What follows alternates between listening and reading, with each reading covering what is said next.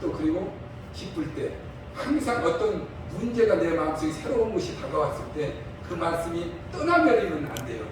떠나버리면은 이게 하나님이 도망가 버려요. 하나님께서 분명히 그를 사랑하시는 줄 믿습니다. 아멘. 이게 우리 살아가는데 삶 가운데서는 많은 문제와 그 문제들이 계속 파도처럼 넘쳐옵니다. 밀려옵니다. 그 문제들 속에서 그 문제들이 우리의 걱정 의심이 되는 것은 그 문제를 통해서 걱정 의심이 다가오면서 그 문제 뒤에 나타나는 결과에 대한 두려움이 나를 압박하기 때문에 그렇습니다. 즉 어떤 문제가 다가오면 그 문제에 해결할 능력이 있으면 문제가 안 되는 거야. 그런데 그 문제를 해결할 수 있는 방법이 없다고 생각하기 때문에 걱정 의심이 다가오니까 걱정 의심이 뒤에 나타나는 두려움 때문에 그렇습니다. 두려움 문제가 없다면 걱정 의심이 될 것도 없는데 이게 그 결과에 나타나는 두려움이 나를 압박하는 거죠. 그래서 저는 오늘 하나님께서 하시는 말씀을 통해서 우리한테 걱정 의심, 두려움이 없어지는 방법 한번 같이 오늘 본문을 통해서 알아보도록 하겠습니다. 아멘. 기도하고 시작합니다. 주님, 이 시간에 주님의 귀한 말씀을 나누기 원합니다. 주님께서 이 시간 함께하여 주셔서 말씀 속에서 주의 음성을 듣게 하시고 또 말씀 가운데 주의 능력이 우리 삶 가운데 나타나게 하옵소서. 아버지 하나님, 무엇보다 이 시간 주님께서 하시는 말씀이 우리 삶 가운데서 날마다 주님께서 우리에게 주시는 능력으로 나타날 수 있도록 세임을 더하여 주옵소서. 아버지 하나님, 이 시간에 주님께서 하시는 말씀을 이 종의 입술을 통해서 나타내고 증거하실 때 오늘 이 종의 입술을 나팔수로만 사용하여 주옵소서. 예수님의 이름으로 감사하며 기도드리옵나이다. 아멘.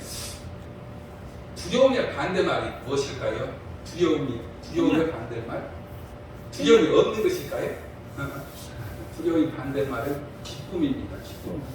우리 마음속에 두려움일 때 바로 기쁨과 즐거움은 우리 한글에서도 국어사전에서 구분하기 상당히 어렵습니다. 느낌으로만. 어쨌든 두려움의 반대말은 기쁨, 즐거움, 기쁨이에요. 그래서 우리 너무나 잘 아는 여기 데살로니가전서 5장 17절에 항상 기뻐하라. 항상 기뻐하라. 그리고 빌립보서 4장 4절에서도 내가 다시 말하노니 기뻐하라. 아멘. 주 안에서 기뻐하라라고 이야기해요. 아멘. 이게 근데 주 안에서 기뻐하라 하는데 이게 기뻐할 수 있어야 기뻐하는데 기뻐하지 어떻게 이렇게 문제가 다가오는 그 문제가 두려움 때문에 기쁨은커녕 기쁨은 생각조차 안 나거든요. 생각조차. 그래서 오늘 저는 이 본문 가지고 있는 시편 94절 말씀을 해서 같이 기쁨의 근원이에요. 우리 기쁨의 근원이 뭐예요? 우리의 소망이거든요. 그래서 내가 너를 높이리라라는 제목으로 같이 은혜 나누기 원합니다. 우리 목사님 저를 잘 아시죠? 우리 이충성 선교사님 저를 잘 아시죠? 저 누군지 아세요? 모르세요? 저를 알죠? 아멘. 저도 대통령도 잘 압니다. 대통령 딱 보면 문재인 대통령 이름도 알고 또 그리고 아들, 딸이 있다는 것도 알고 선지도 알고 대통령에 몇 번, 3번 나왔다는 것도 알고 제가 보면 많이 알아요. 많이 알아요. 그런데 제가 문재인 대통령을 잘 알까요? 저는 그분의 겉모습만 겉으로 나타난 것만 알아요. 우리가 그렇죠. 며칠 전에 제가 노회창 목사님인가요? 예. 그분 연세가 워낙 나이 차이가 많다 보니까 제가 이름이 멀리 있는 것처럼 돼서 기억이 잘 안 나요. 그런데 약간의 미안한 마음이 있었어요. 여기 같은 지역에 사는데 제가 가볼 수도 없었고 또 그리고 그분이 와달라 하실 때 갈 수가 없는 상황이어서 그래서 전번에는 와서 말씀을 하셔서 갔어요. 그날 저녁에 주님 은혜로 갔는데 그때 거기 가서 보니까 선교단이라고 저기 남경산 기도원이라고 아시는 분이 있죠. 거기 기도원 원목이 목사님 찬양가는 집에 거기 오셨더라고. 그러면서 노희찬 목사님 잘하시고 아주 반갑게 그냥 아주 오래되신 반갑게 맞이해서 너무 잘하는 것처럼 다른 분들이 이제 저도 잘하는 것처럼 생각이 되어졌어요. 그런데 조금 더 생각했더니 나는 그분에서 아무것도 모르는 거예요. 분명히 노희찬 목사님인 줄은 알아요. 키도 작고 연세도 많이 타는 것도 알고. 그런데도 내가 생각하면 아는 게 하나도 없는 거죠. 분명히 아는 건데 안다고 하는데 아는 게 없어. 이게 뭐예요? 이게 겉모습만 아는 거죠. 진짜 겉모습만. 우리가 하나님을 믿으면서도 하나님을 많이 아는 것처럼 느껴질 때가 있어요. 그런데 막상 지나보면 내가 하나님에서 아는 게 하나도 없는 거야. 우리가 하나님을 믿다 보면 그렇잖아요. 이게 믿음을 많이 아는 것 같은데 이게 믿음인지 이게 믿음에서 알지 못하는 게 너무 많아요. 하나님 마찬가지잖아요. 우리가 많이 아는 것 같은데 막상 보면 하나님 아무것도. 그래서 베드로후서에서 베드로 사도가 기록했던 그 말이 저는 정말 감동이 왔습니다. 베드로후서 1장 2절에 하나님과 우리 예수 그리스도를 알므로 말미암아 평강 은혜가 더 넘치리라고 이야기해요. 자기의 경험으로 봤을 때 자기가 예수님을 잘한다고 생각했죠. 3년 반에 매일 쫓아다녔으니까 누구한테도 설명할 때 나는 예수님이 제자고 잘한다고 이야기를 했을 거예요. 그런데 하나도 나중에 보니까 몰랐던 건 뭔지 예수님께서 십자가에 돌아가시기 전에 그날 마지막 밤에 마지막 그 전날에 자 제자들이 발을 씻겨줍니다. 요한복음 12장 13장 초반에 나오는 12장이니까 발을 씻겨줘요. 13장이군요. 발을 씻겨줍니다. 발을 다 씻겨주니까 허리에 식사를 마치시고 예수님께서 허리에 수건을 두르시고 제자들의 발을 씻기시다. 그리고 나서 베드로까지 왔어요. 베드로가 발을 예수님께 씻겨주려니까 예수님 제 발을 씻기지 마시래요. 제발 저는 제가 어떻게 예수님께 발을 씻김 받습니까? 종인 내가 제자인 내가 씻겨드려야 되는데 어떻게 그런 마음으로 그렇게 이야기합니다. 그러면서 쭉 예수님께서 내가 이제 이 밤이 지나면 잡혀서 내가 목적을 향해서 목적지를 향해서 사명을 이루기 위해서 십자가에 달려 돌아가셔야 된다고 이야기를 합니다. 그러니까 베드로가 벌떡 일어나서 예수님 죽으면 안 됩니다 하고 예수님께서 죽는다면 자기는 감옥에도 가고 죽는데도 같이 죽겠습니다라고 큰 소리예요. 그러니까 예수님께서 베드로한테 그러죠. 너 이 밤이 다 우르기 전에 나를 세 번 부인할 거야. 베드로 자존심 얼마나 상했겠습니까? 그 자기가 큰 소리 땅땅 치고 자기는 수지자라고 생각해서 자기 예수님 가면 참 다 깔린다고 생각 큰 소리 쳤는데 그리고 예수님이 그래야 한 자리 왕이 되면 한 자리 할 텐데 그렇게 큰 소리를 치는데 예수님께서 야 그런 소리 하지 마. 너 이거 하면 지나기 전에 다 죽지 나 세 번이나 부인할 거라고 이야기했죠. 베드로 대단히 자존심이 상했을 거예요. 그렇지만 선생님한테 제대로 대답을 못했죠. 그리고 정말 예수님께서 그날 밤 잡히셨어요. 베드로는 설마 예수님이 그 무기를 거기 죽은 자도 살리시고 병든 자도 고치시고 귀신도 쫓아냈던 그 예수님께서 설마 사람들한테 잡혀서 가져온 생각지도 못했던 거예요. 그런데 잡혀가버리신 거예요. 너무 험하죠. 그래서 낚시 먹었는데 그래도 혹시나 어떻게 되는가 마지막 그냥 오자는 생각이에요. 그 대제사장 그 밤에 대제사장치에 왜 대제사장들은 그날 밤에 내용이 안식일하기 시작되니까 어쩔 수 없이 밤에 다 끝내야 되는 거예요. 그냥 그래서 밤에 데려가는데 쫓아가 보죠. 그 당시 그 중동 지방에는 지금도 마찬가지지만 낮에는 섭씨 40도 50도까지 올라가고 저녁에는 영하 10도까지 되면 아주 추입니다. 그런 곳이 건조한 지역이다 보니까 그러니까 낮에는 뜨겁지만 저녁에는 모닥불을 피우는 어쩌다 모닥불 피우는 곳에서 자 여사람 등에 끼워서 어떻게 되나 쳐다보는데 불빛에 얼굴을 비치니까 그 집 종 하나가 너도 저 사람이랑 같이 있었던 너 패권이 아니야 라고 이야기하니까 원격들이 아니야 라고 이야기죠.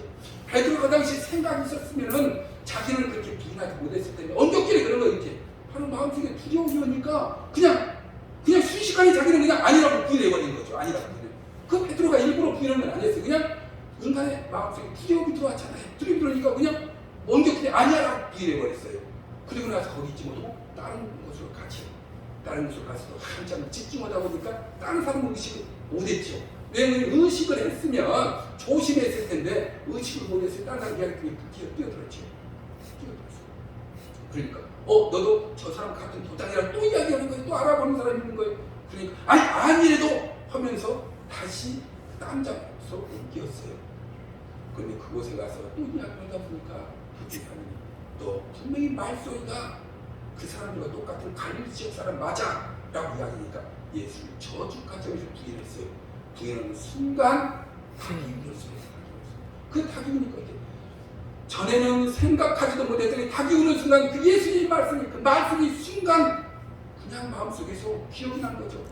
그러니까 성경은 그 말씀이 예수님 말씀이 생각나서 밖에 나서 통곡하며 울었다고 성경은 이야기하고 있습니다.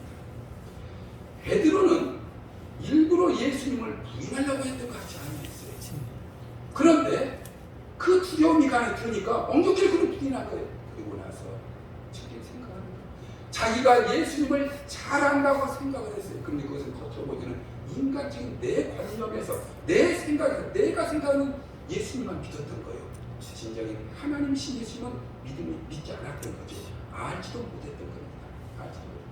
그래서 오늘 성경 본문에서는 나를 사랑하는 내가를 건지라고 이야기했어요. 우리 저 사랑이라는 것처럼 사랑이라는 단어가 구약성경에서는 5가지 정도 나와요. 그런데 주로 나왔던 게 아브라는 그 사랑. 그 아브라는 사랑은 하나님께서 윗사람이 아랫사람을 사랑한다는 내가 너를 보호한다. 그리고 아랫사람이 윗사람을 사랑한다. 내가 당신한테 충성을 한다라는 의미고요. 그리고 오늘 성경에서 이 사랑의 단어는 하샤크라는 단어는 하샤크라는 단어는 꼭 붙어있다 라는 뜻이에요. 그 이야기는 결국 사랑이라는 의미는 우리가 하나님을 사랑한다는 것은 하나님께 붙어서 충성을 한다는 의미죠. 충성한다.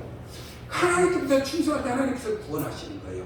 그런데 그 구원받은 자 하나님께 붙어있는 자만이 하나님을 알 수가 있는 거지 않습니까?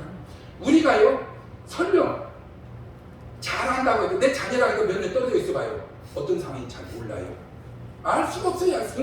인간은 떨어져 있으면 알 수가 없어요. 그런데 하나님은 우리가 안다고요? 아니요. 하나님과 떨어져 있으면 우리는 하나님을 알 수가 없는 거예요. 하나님. 우리가 그래서 항상 하나님께서 뭐죠? 말씀 속에서 말씀과 살아보는 거죠. 말씀 속에서 말씀을 떠나서 우리가 하나님을 예수님을 알 수도 없는 거예요. 알 수도 없는 거 알 수도 없어요.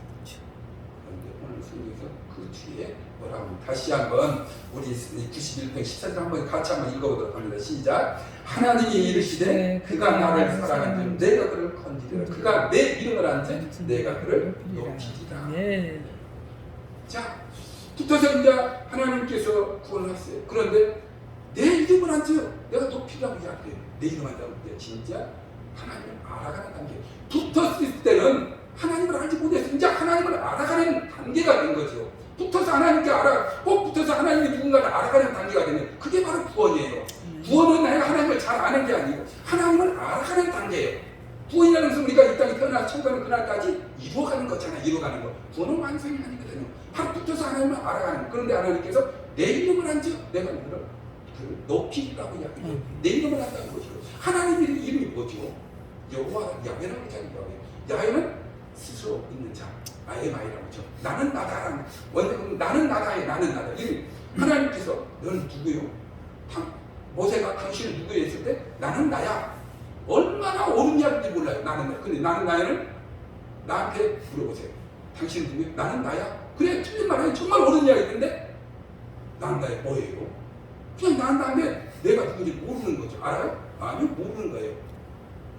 분명히 하나님께서는 나는 나야라는 게 말씀하셨는데 그 나는 나야라는 뜻을 알 수가 없는 거죠. 내가 딴 사람이 나한테 당신은 누구요? 나는 나요? 그래 정말 옳은 이야기요. 나는 나야. 근데 나를 압니까? 모르는 거예요. 근데 하나님께 말고 근데 많은 사람들이 하나님을 안다고 이야기하는 게 안다고 이야기해요. 모르는 거예요. 모세가 하나님께서 자 모세의 인생은요. 모세의 인생은 그 태어나는 상황이 아주 기구했죠. 남자로 태어났을 때는 죽이고 여자로 태어났을 때는 살이라고 그랬어요. 그러니까 그 당시에는 여아로 태어난 사람이 복받은 사람이었고 부모에게 효도하는 사람이었죠. 그게 남자아이로 모세가 태어났어요. 태어나서 찬산을 죽일 수 없어서 어쩔 수 없이 3개월을 숨겨서 키웠죠. 그런데 더 크다 보니까 울음소리도 커지고 남자 목소리가 나니까 이제 어떻게 할 수 없어서 죽여야 되는데 날강이 버려서 죽일 수는 없고 날강이 버려서 죽이라고 얘기하기로 했으니까 벌써 없고 죽일 수는 없으니까 바구니에다가 역청 발라서 세장해서 소형 배를 만들어서 거기다 대서 날강이 버려서 명령을 어긴 건 아닙니다. 날강이 버리라는 그대로 버렸으니까. 그러는데 그래놓고 가슴이 얼마나 아프니 그러니까 쳐다보는 거죠. 어떻게 되는지. 당연히 보면 버리면 죽는 거죠. 강의 어린애가 그러나 수용할 수도 없고 죽는 거죠. 그러니까 쳐다보는 거죠. 미디안이라는 그 누나가 거기서 쳐다봤다고 성경을 이야기하고 있어요. 쳐다보는데 하나님의 은혜로 하나님의 성령 가운데서 그 바로 공주가 목욕을 하다가 어린아이를 보고 그 하나님께서 그 바로 공주의 맘가운데 아이가 너무나 아름답게 보여지게 만든 거예요. 그 하나님께서 분명히 거예요. 왜? 아이를 싫어할 수도 있고 또 그리고 그 마음 가운데 저 아이가 히브리인이면은 애국 사람이 신경도 안 쓸 수도 있어요. 그런데 아이한테 관심이 갖고 그 아이를 사랑스러워져서 아이를 건져서 데리고 나갔어요. 그래서 왕궁에 데려갔는데 그 왕궁에서요. 이 성경에서 역사책에 나오는 겁니다. 여기 역사책에 나오는 성경에 나오는 배경 설명을 하지 않고 역사책 그 당시에 모세투스 2세가 애굽을 치리하던 시대였어요. 그 2세는 아주 연약해서 바로 공주 모세를 양자 삼았던 그 어머니 공주가 그 당시 섭정을 하는 나라에서 그러니까 어머니의 권력이 세기 때문에 그 당시 히브리인들은 노예로 삼고 그랬던 상황에서 죽이라고 했으니까 만약 권력이 없는 사람 같았으면 모세는 당연히 죽어야 되는 거예요. 죽어야 되는데 권력이 있는 바로 공주가 양자를 삼고 있으니 누구도 이야기를 못하는 거예요. 마음속에 불만은 있었어도 이야기를 못하는 거예요. 왜? 그 나라를 왕 대신에 협정을 하고 있으니까 이야기를 못하는 거예요. 대신에 그 당시에 왕자들이 여럿이 있었죠. 다른 그 왕이 영마장들이 있었는데 그러니까 그 왕자들이나 다른 사람들은 꼬투리만 있으면 잡아서 저 모세를 없이 하게 되는데 어머니 권력이 세니까 이야기를 못하고 있는 거예요. 이야기를 못하고. 그런데 모세가 왕궁에서 하나님 은혜로 모든 것을 다 익혔어요. 40년을 익혔습니다. 40년을 다 익히고 나니까 자기가 권력이 생겼어요. 어머니 공주가 힘도 세죠. 자기는 그러니까 이제 나이 먹어서 어느 정도 권력이 이제 자기가 생겼어요. 어머니 권력을 띄었고. 그러니까 자기 민족을, 히브리 민족을 구할 생각을 가진 거예요. 그래서 밖에 나가서 히브리 민족이 어떻게 살아갈 보러 나갔는데 그 히브리 민족이 노예로 살면서 그 애국 사람이 히브리를 때리는 거죠. 그걸 보고 화가 나서 이제 애국 사람을 쳐서 죽여버렸죠. 그 당시 거기는 애국 사람만 있었던 게 아니라 그 애국 사람 밑에서 히브리인인데 히브리인을 감독하는 사람. 옛날에 우리 그 일제시대 때 조선 사람을 감독한 순사처럼 그렇게 히브리인이 히브리인을 감독했죠. 그 사람이 보고 있었어요. 죽여서 뜯었어요. 한 사람이 왕제라든가 왕이 그 당시에 궁 평면 하나 죽이는 건 일도 아닙니다. 문제도 되는 거 아니죠. 권력자는 그게 문제가 아무 문제 될 수 있는 게 아니다 이 말이에요. 그런데 인력에서 그 사람이 어떻게든 꼬투리만 잡아서 모세를 축출할 생각을 가지고 있었기 때문에 그 다음날 다시 이제 모세가 자기 민족이 또 나가서 봤는데 히브리 민족이 히브리 민족을 때리는 거예요. 왜? 같은 민족이 같은 민족을 감독하면서 노예로서 왜 이렇게 적겠냐고 때리는 거예요. 그걸 보니까 울분이 더 솟는 거예요. 왜? 애국 사람이 때리는 것도 화가 나는데 히브리 민족이 지금 자기 민족을 불쌍히 여기까지 때리는 거야. 그러니까 모세는 화가 더 나죠. 아마 죽이려고 했어. 그런데 모세가 너 왜 때리냐고 이야기하니까 히브리 그 사람이 감독했던 걔가 핍박했던 애가 어제 애국 사람을 죽였는데 나도 또 죽이려고 큰 소리를 떠들어버리니까 모든 사람이 다 듣게 되는 거죠. 그게 꼬투리가 돼서 결국 쫓겨 도망자가 된 거죠. 권력자라서 도망갈 길이 없었지만 바로 애국 사람이 아닌 히브리였기 때문에 그걸 죽였어요. 그래서 모세는 40년을 다시 미디안 광야, 그 이드로 장인 밑에서 미디안 광야에서 양들과 살았지 않습니까? 자, 모세는 왕궁에 살 때는 언어도 잘하고 모든 게 능통했어요. 그런데 양들과 살면 지금도 마찬가지로 몽골 같은 데 보면은 목축은 그 당시에 뭘 사료를 주는 게 아니고 풀을 나서 돌아다니다 보니까 목동었는데요. 사람과 떨어져서 모든 짐을 살집을 들고 다니면서 천막을 들고 다니면서 이곳저곳 옮겨 다니는 거죠. 사람과 만나서 이야기할 기회가 없어요. 40년을 사람과 이야기 않고 양들과만 이야기했던 모세는 정말 언어를 다 잃어버렸다시피 한 거예요. 하나님께서 그럴 때 어느 날같이 떨기나무 아래서 모세를 풉니다. 떨기나무에 평상이 잡히고 후룩 타서 없어져야 되는데 어머니가 타질 않아요. 가서 봤어요. 시상이니까 가서 본 거죠. 봤더니 그곳에 가까이 가니까 모세야 모세야 네가 서면서 거룩하고 이제 신을 벗으라고 이야기해서 깜짝을 신을 보고 쳐다보니까 하나님이라고 이야기하는 거예요. 그게 어떤 영적으로 깊은 곳에 들려오는 그 하나님, 어떤 거역할 수 없는 그 하나님의 목소리를 듣고 모세는 신발을 벗고 당신은 누구십니까? 내가 너를 이 나라 민족의 힘으로 인해 고통을 들었으면 너를 그의 구원자로 삼았다고 이야기했어요. 모세가 생각할 때는 그 사실 왕자 시대는 자기 힘으로 구할 수 있다고 생각했을 때는 도망자 신세가 됐고 쫓겨난 이제 목동으로 40년 나이도 80되고 말도 다 잃어버리는 게 어느 날 갑자기 와져가지고 나를 힘으로 인해 구원자 삼다고 이야기하니까 자기는 정말로 할 수 없는 거예요. 말도 잃어버렸어요. 언어도 잃어버렸어요. 능력도 없어요. 아무것도 없어요. 아는 사람도 없어요. 그래 하나님께서 그러니까 3번을 부인하지 않습니까? 나는 말도 못하는 자입니다. 나는 약한 자입니다. 그것은 모세의 진심 그 깊은 곳에서 정말 나는 할 수 없다는 연약한 모습을 보이는 거였어요. 바로 그게 하나님 앞에서 겸손한 자의 모습이라고 성경은 이야기합니다. 말로가 겸손이라 마음속 깊은 곳에가 정말 할 수 없음을 고백하는 것. 바로 그게 하나님의 겸손. 그래서 시편 20편 4절에서는 하나님의 경향과 겸손과 하나님의 경향의 보상은 재물과 영광과 생명이라고 말씀하셨어요. 하나님께서는 하나님 앞에 낮아지고 겸손한 모습이라게 하나님의 생명도 주고 재물도 주고 영광도 준다고 말씀하신 줄 믿습니다. 바로 그 모습을 하나님께서 들어 세우시죠. 하나님께서는 그걸 세우셨다 이 말이에요. 그게 바로 하나님을 하나님께서 그래서 모세가 이제 마지막에 이렇게 이야기합니다. 모세가 하나님, 그럼 하나님, 근데 대체 당신은 누굽니까? 내가 자기 형 아론한테 가서 이야기할 텐데, 이 미사일들한테서 하나님을 보내서 내가 이야기할 텐데, 그럼 대체 하나님 이름 무슨, 왜 그 당시에는 자기 생각, 하나님을 몰랐던 하나님에 대한 믿음이 없던 그들 생각, 그 당시에 많은 신들이 얼마나 많았습니까? 애국에 특별히 많은데, 그러면 그 신들 중에 당신은 어떤 신입니까? 하는 의미에서 물어본 거예요. 어떤 신인지 물어봤어요. 신들. 우리 신은 뭐 다음부터 뭐 생산하는 신, 뭐 비옥의 신, 뭐 태풍 신, 뭐 많이 있었을 거 아니에요. 그런데 하나님께서 신만이 나는 나다라고 이야기합니다. 나는 나다. 이 나는 나다라는 말은 하나님과 깊은 관계 속에 있지 않으면 알 수가 없는 언어입니다. 나와 내가 당신 누구니까 나는 나다라고 이야기했을 때 처음에 그런 이야기했을 때 나를 아는 사람은 아무도 없어요. 내가 누군지 모르잖아요. 그런데 만나서 세월이 흘러가고 이야기하다 보면 나는 나다 했더니 이 나관생이구나. 이름은 나관생이고 또 그리고 어떤 교회를 다니고 있고 또 어떤 뭐도 좀 보고 있고 그렇게 알아가는데 아무도 안 말해요. 모세는 나는 나라는 걸 아무것도 모르죠.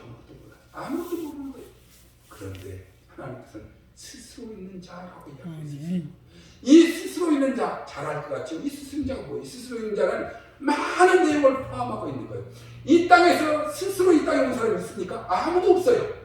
엄마, 뱃속을 통해 다 나왔어요. 동물도 마찬가지예요. 그런데 하나님께서 스스로 있는 자라고 해요. 스스로 있는 자. 그러면은 부모도 남편도 아무것도 없는 결국은 스스로의 창조주라는 이야기예요.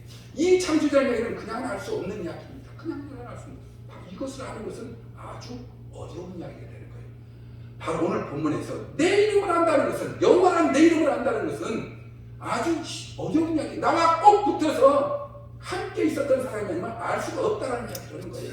하나님께서는 나를 안즉 내가 그를 높이라고 말씀하고 계시네요. 하나님께서는 우리가 진정으로 하나님께 붙어서 하나님을 할 때 하나님께서 우리를 높여주시는 줄 믿습니다. 하나님을 한다는 것은 굉장히 어렵습니다. 바로 말씀이 육신이 되어 예수님께서 빌립이라는 제자도 그래요. 예수님께서 쭉 설명을 하고 이야기합니다. 그래요.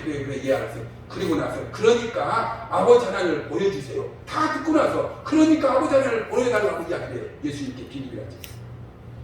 그래서 예수님께 뭐라고요? 빌립아, 너는 나를 오랫동안 보시고 그럼에도 불구하고 아버지를 보여달라고 하느냐? 나를 혼자는 아버지를 혼자니라고 이야기해요. 그 예수님께 하신 말씀, 너는 내 겉모습만 봤구나. 영적인 것. 너는 아직 영적으로 깨어있지 못하구나.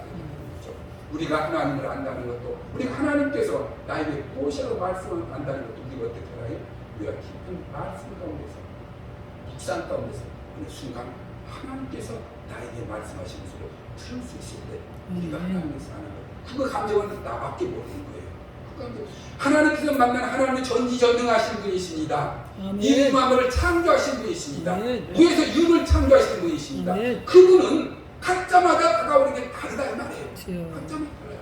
그러므로 내가 옆 사람이 아니 남편이 부인이 아무리 많이 기도해서 안다 할지라도 그 내가 나는 그렇다 해서 알 수 있나요? 아니 나가 몰라요. 내가 만나지 않으면 나는 모른다 이 말이에요. 하나님 오늘 본 말씀이 그 말씀입니다. 하나님께 꼭 사랑하게 붙어있고 그 사랑한다는 그런 내가 구원받아요. 구원받았을 때 이제 너는 붙어있으면 나를 알아갈 수 있는 기회를 줬고 그 붙어있을 때 하나님을 사모해서 하나님께서 진정으로 나를 할 때 하나님께서는 우리를 높여주시는 줄 믿습니다. 하나님께서는 이것 표현을 뭐라고 해요? 신명기 31장에서는 이렇게 이야기합니다. 모세가 이제 모압 평야에서 마지막 말을 이야기를 그 이스라엘 백성들에게 이야기를 합니다. 신명기는 33장까지 있는데 그 31장의 마지막에 그 백성들한테 이제 나는 하나님께서 너는 저가꾸는 내가 이야기한 가나안 땅 내 땅에 들어가지 못하고 너는 여기서 죽을 것이다 라고 이야기합니다. 그래서 하나님께서 그러므로 너는 놔두고 다시 너 제자 여호수아를 내 앞에 세웠어요. 이야기하는 게 하나님께서 너는 강하고 담대하라 두려워하지 말라 놀라지 말라 내가 너희와 함께하리라고 이야기해요. 함께하리라고 이야기해요. 자, 모세는 장군이었습니다. 40년을 모세와 같이 여호수아는 장군이었는데 모세의 종으로서 40년을 따라서 갔어요. 그러면은 그 무엇보다도 하나님께서 잘 알 것 같은데 하나님 그는 알지 못하는 상태죠. 왜? 모세는 알지만 하나님은 겉으로 보는 그분과 직접적인 깊은 교제 가운데서는 모르는 거예요. 그래서 지금도 우리 교회를 해서 무엇을도 마찬가지잖아요. 그 오너와 거기서 부교육자 같은 사람은 평생을 아주 그 심정을 이해를 못해요. 아는 것 같아도 알지 못합니다. 마찬가지입니다.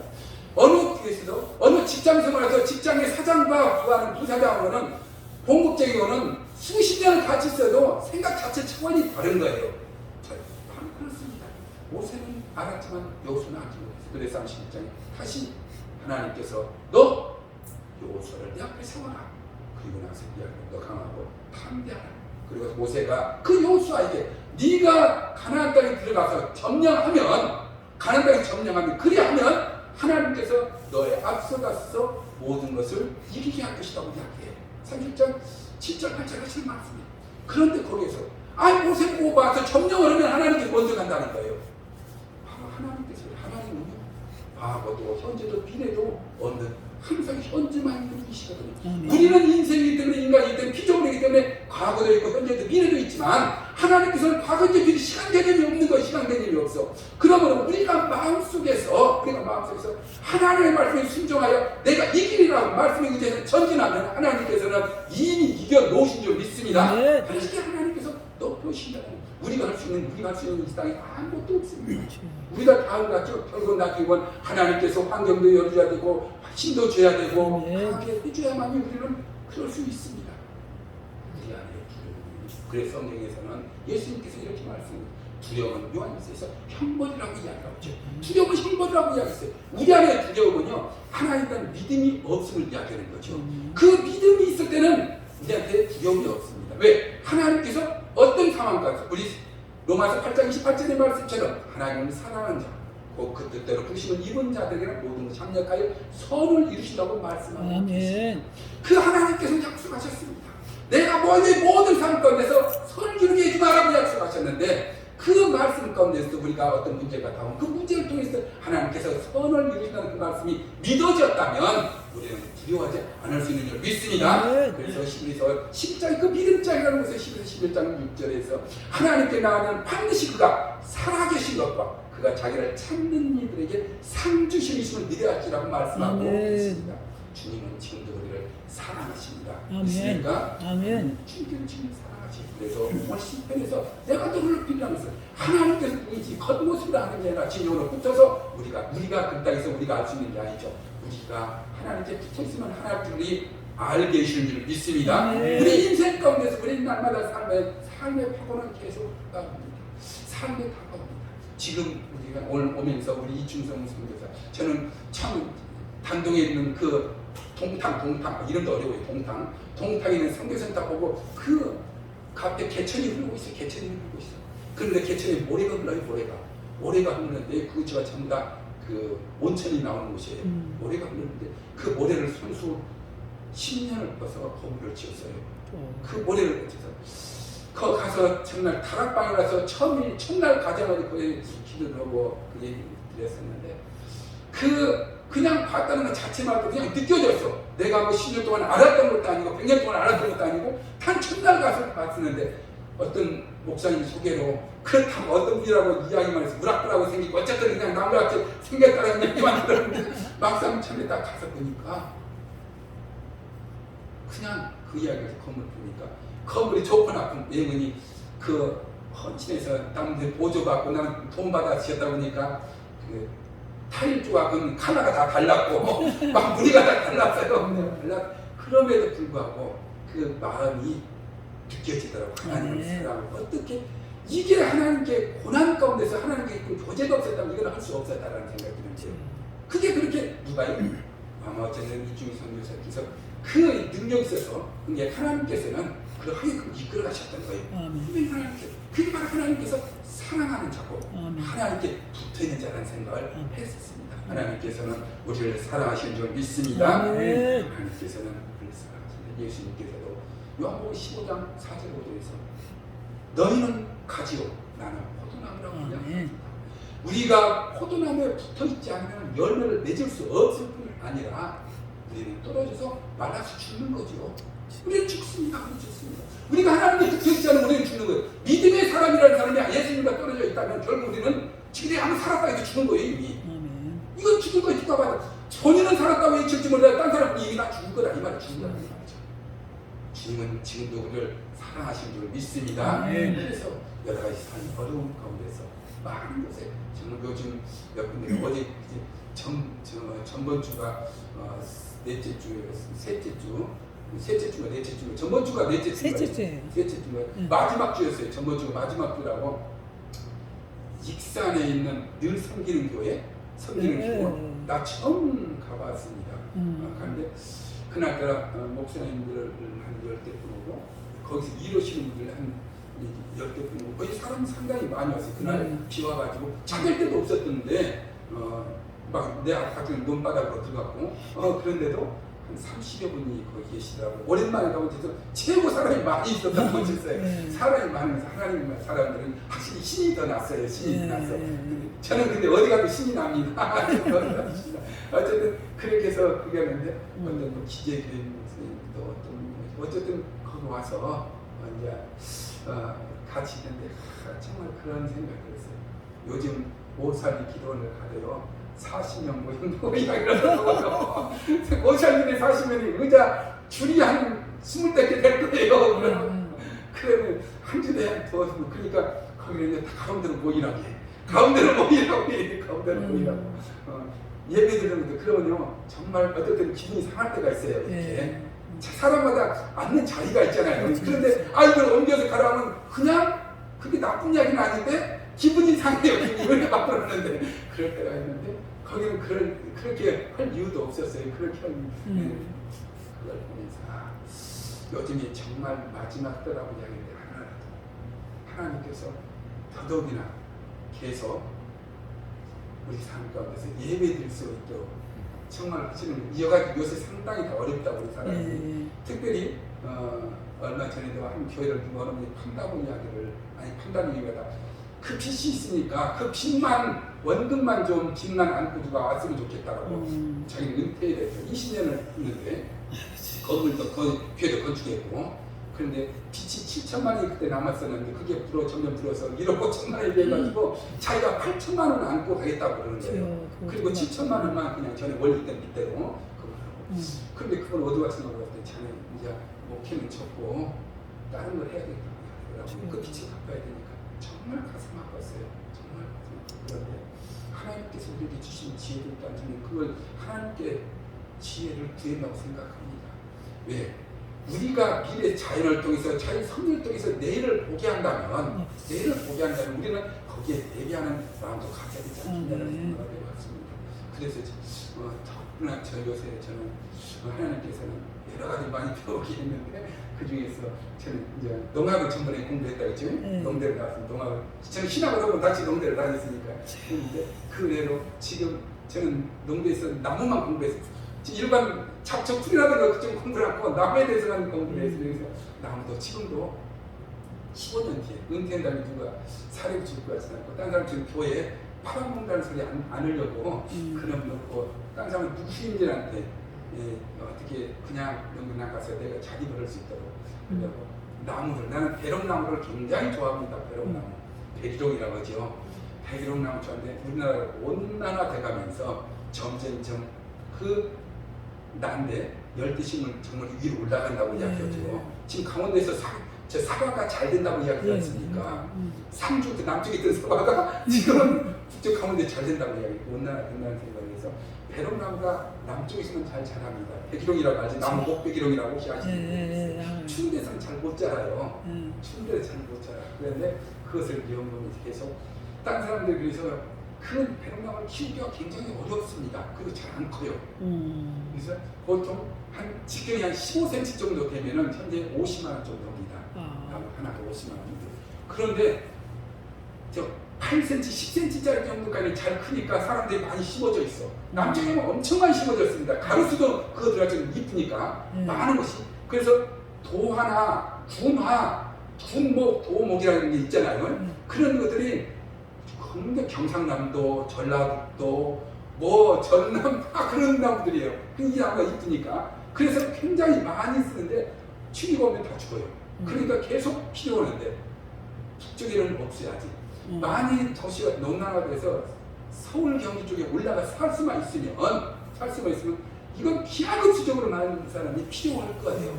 그리고 큰 나무를 오래 키웠는데 잘 안 크니까 못 키워. 근데 한 10cm 정도까지는 있는데 12cm 되면은 가격이 갑자기 올라요. 지금은 경기가 나빠서 많이 떨어졌지만 예에서 10cm짜리가 지금 한 10만 원 정도예요. 그런데 12cm짜리는 20만 원이고 15cm짜리는 50만 원입니다. 그리고 20cm가 되면은 100만에서 150만 원이에요. 요새 많이 남쪽에 가면은 많이 경기가 버리는 나무 많아. 막 2만 원, 만 원만 줘도 막 팔아요 그냥. 그리고 관리를 해줘야 되는데 안에서 위로만 반드시 컸어요. 근데 그 사람들은 상품성은 없어. 상품성인데 근데 키우는 사람은 얼마나 좋은지 몰라요. 일본은 반드시 키우려고 봐요. 얼마나 힘든지 몰라요. 어렸을 때 막 꼼짝꼼짝 키잖아요. 힘이 없으니까 넘어지니까. 그런데 밀치기에서 처음에 반드시 밀치기가 바싹바싹 붙였으니까 지들끼리 부딪혀가지고 휘어지지도 못하고 반드시 컸어. 그러니까 상품성이 없는 거예요. 그거 갖다 옮겨다 심으면 얼마나 좋은지 몰라요. 딱 잘라가지고 빡 뜯으니까 갖다 옮겨다 심으면은 키우기만 하면 너무나 좋은 거야.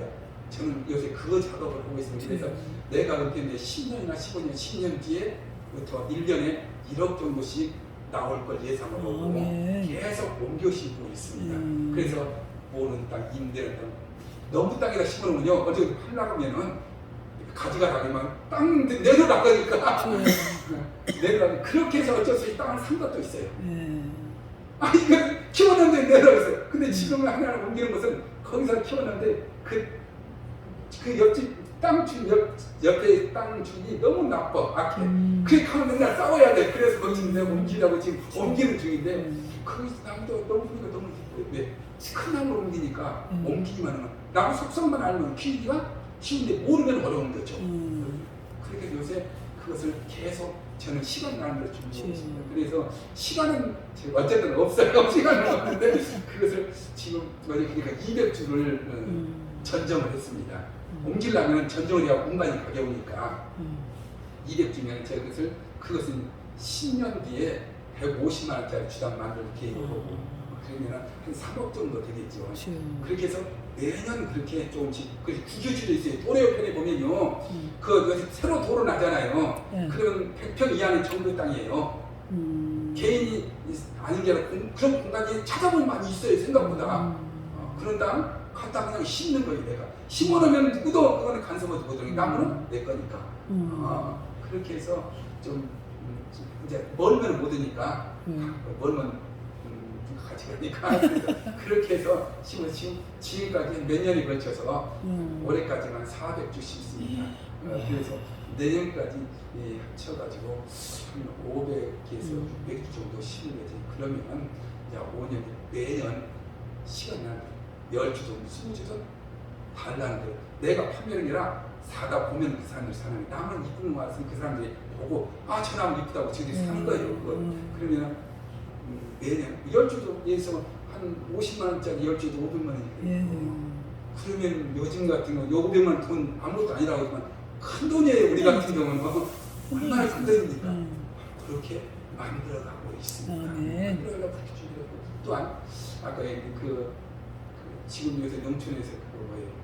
잠깐 이야기했던 거 목회를 하면 앞으로 외국인 다문화 가지고 하면 어린애들이 없으니까 그것을 준비하지 않으면 이미 그것을 하나님께 말씀이 나도 좀 늦었다는 생각이 들어요. 제가 그 공부하면서 실험적으로 한번 외국인을 저는 이제 조경에 대한 자격증을 좀 가지고 있어서 인부를 사람 보기 힘들잖아요. 외국인 하는 사람이 없어. 그래서 인부를 갔더니 그 조경하는 그 인부만 있는 회사가 있더라고요. 거기 가서 내가 한번 이야기를 해봤어요.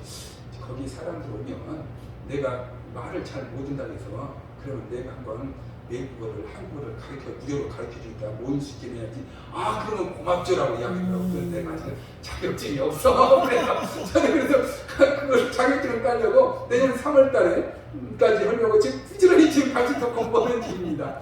하나님께서는 그런 생각했어요. 내가 하나님을 알아간다는 거 그런 거라는 거예요. 하나님께서는 환경이라든가 뭘 분명히 말씀하시는데 내가 하나님께 마음이 열려있지 않으면 하나님께 붙어있지 않으면 내가 하나님께 하신 말씀을 들을 수 없더라는 거예요. 목회자는 뭐예요? 목회자가 돈 버는 다 있잖아요. 근데 돈은 사용도 꼭 필요하다 이 말이에요. 그렇잖아요. 필요한데 그렇다고 해서 잘못하면 돈이 목적이 되어올 수가 있잖아요.